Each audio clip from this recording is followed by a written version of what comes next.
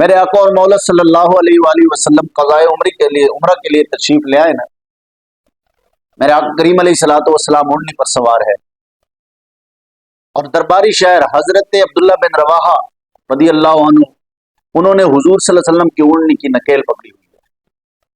حرم کعبہ میں داخل ہوئے، حضور اونٹنی پر سوار ہے اور حضور صلی اللہ علیہ وسلم کے دشمنوں کو دیکھ کر جو عبداللہ بن رواحہ نے اشعار پڑھے نا جی، جس کے بارے میں حضور نے فرمایا عبداللہ بن رواحہ کے گفتگو تیروں اور نیزوں کی وار سے بھی سخت ہے.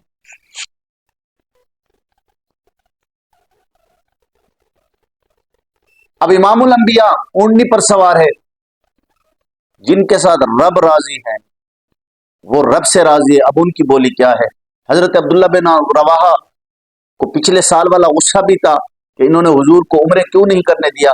اب جب دیکھا کہ وہی شکل سامنے کڑی ہے تو عبداللہ بن رواحہ رضی اللہ تعالیٰ عنہ کیا فرمانے لگا.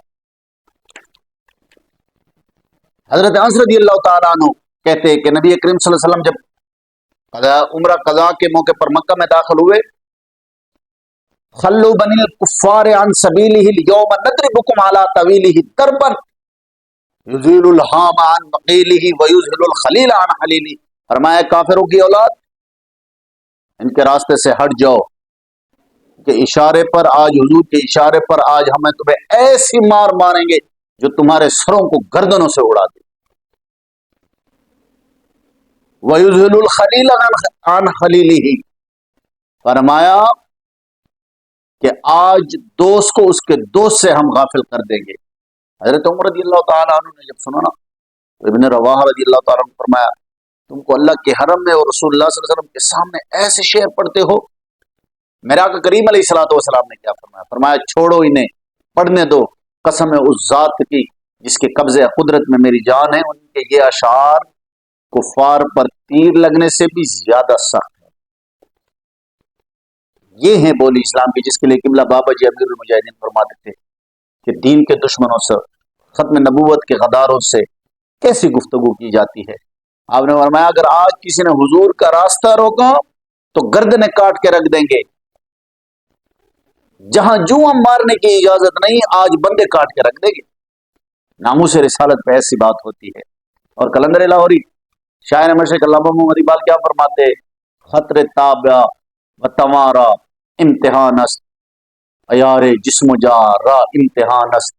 کلندر لاہوری کہتے ہیں کہ خطرے کے وقت تو پتہ چلتا ہے کہ ڈٹا ہوا کون تھا اور کڑا کون تھا. حالانکہ میدان احد میں تو منافق 1.5 میل بھی نہیں چل سکے، جو مرتے تو وہ تو چلتے رہے. اور بابا جی یہ بار بار پڑھتے تھے نا، نمو چھپا کے جیے نہ سر جھکا کے جیے، ستمگر کی نظروں سے نظریں ملا کے جیے. ہم اگر ایک رات کم جیے تو اس میں حیرت کیا، ہم انہی کے ساتھ تھے جو شمع جلا کے جیے. حضور کے دشمنوں کو جواب کیسے دیا جاتا ہے؟ دین کے دشمنوں کو جواب کیسے دیا جاتا ہے؟ یوسف بن تاشفین نے الفاظوں کو کیسا جواب دیا تھا؟ حضور قبلہ بابا جی امیر المجاہدین جب یہ باتیں کر رہے تھے نا تو لوگ کہتے یہ مولوی سیاسی ہے جی، سیاسی گفتگو کرتے. حضرت عمر کی خلافت کے بارے میں کسی کو نہیں بتانا ورنہ سیاسی بن جاؤ گے. شیر شاہ سوری نے کیا کام کیا اس کے بارے میں نہیں بتانا. سلطان صلاح الدین ایوبی نے کیسے فتوحات حاصل کیے یہ نہیں بتانا ورنہ سیاسی بن جاؤ گے. محمود غزنوی نے کیا کارنامے سر انجام دیے یہ لوگوں کو نہیں بتانا ورنہ سیاسی بن جاؤ گے. محمد بن قاسم کس طرح آیا، طارق بن زیاد کس طرح آئے، یوسف بن تاشفین نے الفاظوں کو کیسا خط لکھا یہ نہیں بتانا. اگر یہ بتا دیا تو فوراً آگے کہنے والے کہیں گے وہ مسجد میں بھی سیاسی باتیں کرتے ہیں. لوگوں کو پتہ نہیں کس طرف لگا دیا گیا.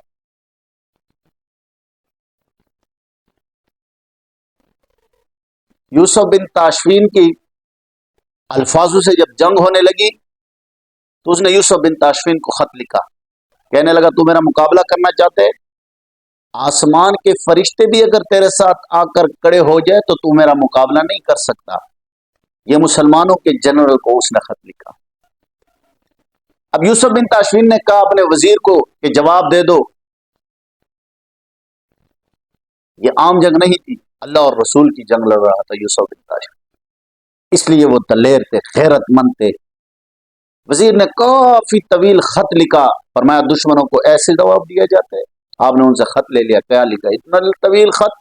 فرمایا دشمن لمبی باتوں سے دلیر ہو جاتا ہے، چونکہ ایسا ہے تو چونکہ ایسا ہے تو چونکہ ایسا ہے، ایسی باتیں نہیں کیے جاتے دشمن سے۔ آپ نے خط لے کر اس کی پشت پر لکھا، اسی خط کے پشت پر لکھا اللہ فرشتے بھیجے یا نہ بھیجے میں آ رہا ہوں۔ اقبال تو کہتا ہے نا، قبضے میں یہ تلوار بھی آ جائے تو مومن، یا خالد جانباز ہے یا حیدر کرار۔ اسلام کی دولت قبضے میں آ جائے نا، عشق رسول کی دولت قبضے میں آئے تو پھر کیا ہے؟ در مسلمان شان محبوبی نمان، خالد و فاروق و ایوبی نمان۔ یوسف بن تاشفین دوسرے دن پھر مقابلے کے لیے چلا گیا، دوپہر سے پہلے پہلے الفاظ اپنی فوج کے ساتھ بھاگ گیا، سب کچھ چوڑ چاڑ کے بھاگ گیا۔ یوسف بن تاشفین نے اسپین کے پہاڑیوں پر بھی اپنی انگلی دانتوں میں دبا کر کہا، وہ کمینہ تو کہتا تھا آسمان کے فرشتے بھی اتر آئے تو پھر بھی میرے ساتھ نہیں لڑ سکتا، کم از کم محمد عربی کے شیر کے سامنے ایک دن تو نکال لیتا، تو ایک دن بھی ہمارے سامنے نہیں نکال سکا۔ یہ ہیں حضور کے غلام،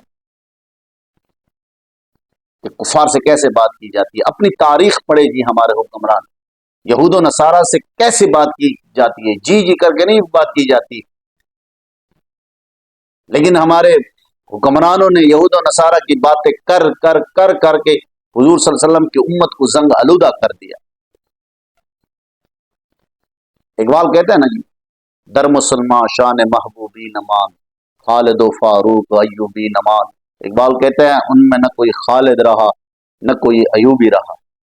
یا اللہ ہمیں حضرت طارق بن زیاد، یوسف بن تاشفین، سلطان صلاح الدین ایوبی، محمود غزنوی، محمد بن قاسم کے وارث عطا فرمائے، غیرت مند حکمران عطا فرمائے۔